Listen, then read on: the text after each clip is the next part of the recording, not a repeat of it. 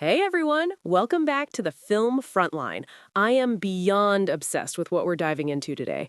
We're talking about a cinematic sweep that is so ambitious, so heart-wrenching, and so massive in scale that it's literally trying to capture the entire history of the world in under 2 hours. I'm talking about Andrew Stanton's latest live-action masterpiece, In the Blink of an Eye. If you know Andrew Stanton, you know he's the genius behind Wall-E and Finding Nemo, so we already expected an emotional gut punch. But this film? It's on a whole different level.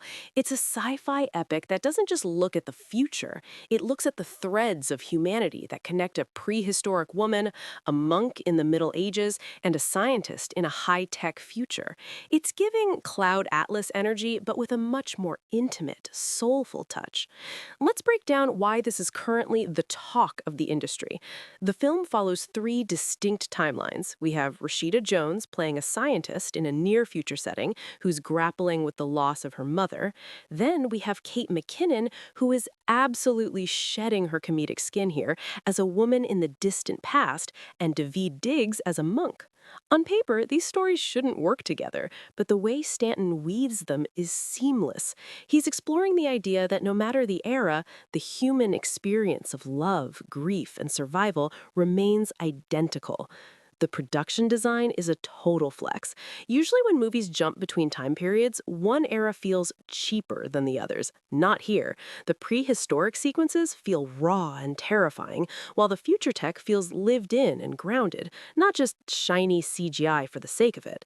The Easter eggs here aren't your typical Marvel-style nods. They are visual motifs, colors, sounds, and objects that travel across centuries, suggesting a cosmic connection between these characters that will honestly have you questioning your own place in the universe.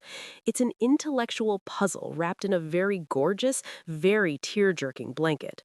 Now, for the film Frontline opinion, honestly, I think we're looking at a modern sci-fi classic.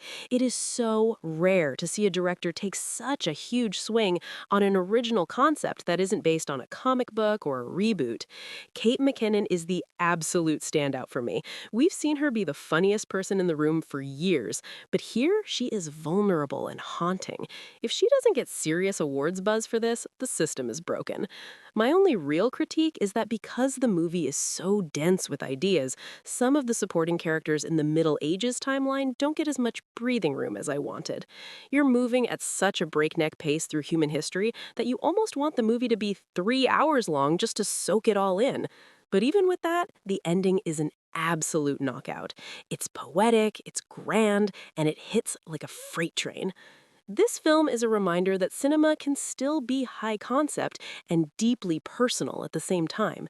It's not just a watch once and forget kind of movie. It's the kind of film that stays in your brain for weeks. But I want to hear from you guys. When it comes to massive, non-linear stories like this, do you prefer a movie that spells everything out? Or do you like a film that leaves the big questions open for interpretation? Drop your theories in the comments below because I need to talk about that ending with someone. If you enjoyed this deep dive, make sure to smash that like button and subscribe to the Film Frontline for more unfiltered takes on the biggest releases in Hollywood. I'll catch you in the next one.